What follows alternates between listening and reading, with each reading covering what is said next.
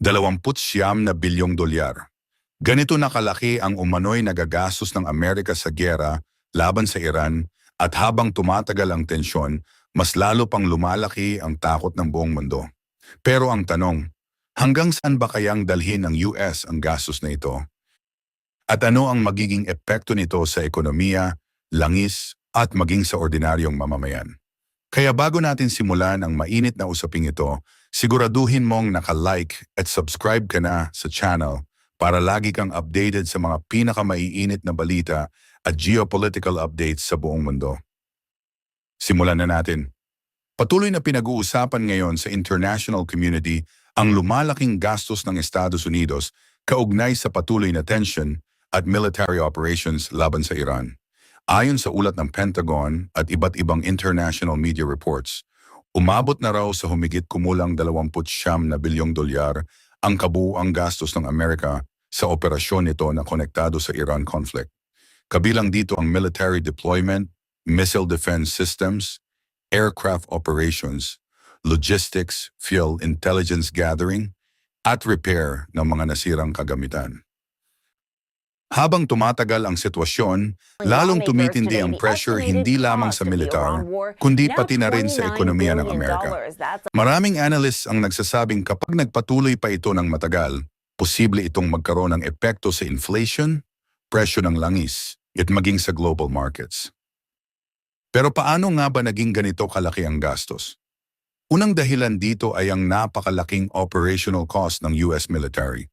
Sa bawat araw na may aircraft carrier na nakadeploy sa Middle East, bilyong piso agad ang katumbas ng operational expenses nito. Dagdag pa rito ang maintenance ng fighter jets, drones, missiles at surveillance systems. Bukod pa dyan, kailangan ding pondohan ng Amerika ang proteksyon ng kanilang mga military bases at personnel sa rehiyon. Kapag may missile interception operations, milyon-milyong dolyar agad ang nawawala sa loob lamang ng ilang minuto. May mga reports pa nga na nagsasabing sobrang mahal ng ilang interceptor missiles na ginagamit ng US upang pigilan ang mga attacks at drones. At habang tumatagal ang deployment ng tropa, mas tumataas din ang logistical expenses tulad ng pagkain, gasolina, transportasyon, communication systems, at medical support. Hindi biro ang gastos ng isang superpower kapag nasa aktibong military posture ito. Dahil dito maraming lawmakers sa Amerika ang nagsisimula ng magtanong, saan ba talaga napupunta ang pera? May ilang US politicians na humihingi ngayon ng mas malinaw na breakdown ng military spending kaugnay sa Iran conflict. May ilan ding nagsasabing baka mas mataas pa umano sa $29 bilyong ang tunay na halaga kapag isinama ang long-term damages, military repairs, at economic consequences. Habang tumataas ang gastos ng giyera, tumataas din ang concern ng mga mamamayan.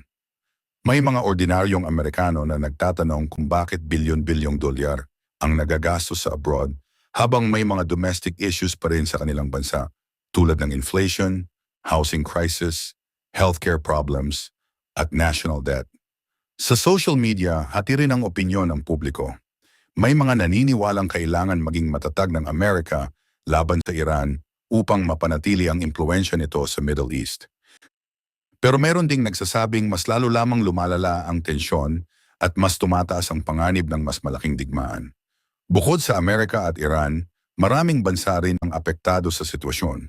Isa sa pinakamalaking concern ngayon ay ang Strait of Hormuz, isang napakahalagang ruta ng langis sa buong mundo. Kapag nagkaroon ng malaking disruption sa lugar na ito, posibleng tumaas ang presyo ng langis sa international market. At kapag tumaas ang presyo ng langis, domino effect agad ito sa ekonomiya. Tataas ang presyo ng gasolina, tataas ang transportation costs, posibleng magmahal ang pagkain at iba pang bilihin. Kaya kahit malayo ang Middle East sa maraming bansa, ramdam pa rin ng buong mundo ang epekto ng tensyon.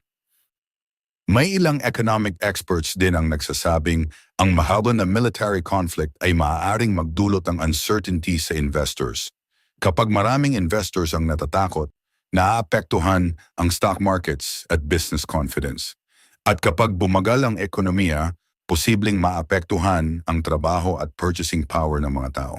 Kaya hindi lamang ito simpleng military issue. Isa rin itong malaking economic issue. Samantala patuloy namang ipinagtatanggol ng ilang US officials ang kanilang operasyon. Ayon sa kanila, mahalagang mapanatili ang seguridad na kanilang allies at maiwasan ang mas malaking destabilization sa rehiyon. Ngunit para sa critics, habang tumatagal ang conflict, mas lalo lamang lumalaki ang gastos at panganib. May mga observers ding nagsasabing ang ganitong klaseng tension ay maaaring mag-trigger ng mas malawak na geopolitical crisis kapag may ibang bansang nadamay. Dahil dito, maraming world leaders ang nananawagan ng diplomacy at de-escalation. Marami ang umaasang hindi na ito hahantong sa full-scale regional war. Dahil kapag nangyari iyon, hindi lamang Amerika at Iran ang maaapektuhan kundi ang buong mundo. Ngayon, isa sa mga pinaka-pinag-uusapang tanong ay, hanggang kailan kakayanin ng Amerika ang ganitong kalaking gastos? Bagamat isa ang US sa pinakamalalakas na ekonomiya sa mundo, hindi rin maikakaila na lumalaki rin ang kanilang national debt.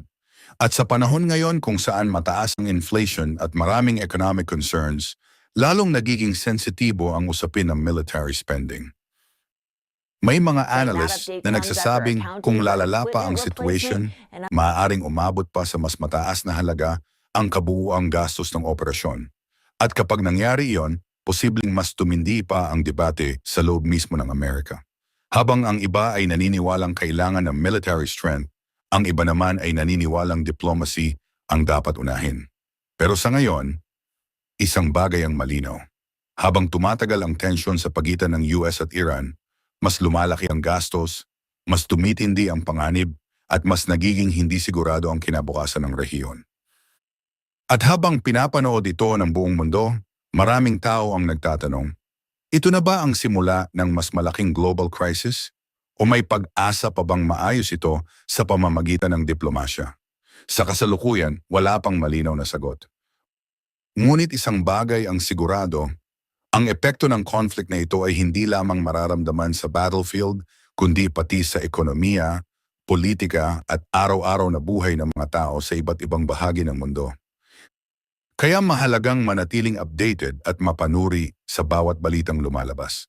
Dahil sa panahon ngayon, isang malaking balita lamang ang maaaring magbago ng takbo ng pandaigdigang sitwasyon.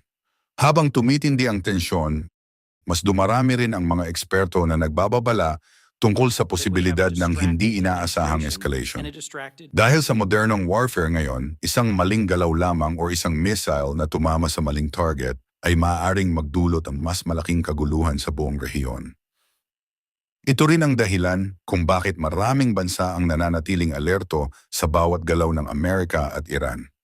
Maging ang mga international airlines at shipping companies ay nagiging maingat dahil anumang paglala ng situation sa Middle East ay maaaring makaapekto sa global transportation at supply chain. May ilang reports din na nagsasabing maraming investors ang nagsisimulang ilipat ang kanilang assets sa mas ligtas na investments dahil sa takot sa posibleng economic instability. Kapag nangyari ito sa mas malaking scale, maaaring makaranas ng panic ang financial markets. At habang patuloy ang pagtaas ng military spending, mas lalong umiinit ang debate kung hanggang saan dapat makialam ang Amerika sa mga tension sa Middle East. Para sa iba, ito ay pagpapakita ng lakas. Ngunit para naman sa iba, isa itong napakamahal na panganib na maaaring magkaroon ng hindi inaasahang epekto sa buong mundo. At ikaw, ano ang masasabi mo rito? Sa tingin mo ba ay tama lang ang patuloy na paggastos ng Amerika sa military operations laban sa Iran? O mas dapat unahin ang diplomasya kaysa giyera? I-comment mo ang iyong opinyon sa baba dahil gusto kong malaman ang pananaw mo tungkol dito. At kung gusto mo pa ng mas marami pang world news, geopolitical updates, mga maiinit na international issues, huwag mong kalimutang mag-like, subscribe, at pindutin ang notification bell para lagi kang updated sa mga susunod nating videos. Maraming salamat sa panonood at magkita-kita tayo sa susunod na video.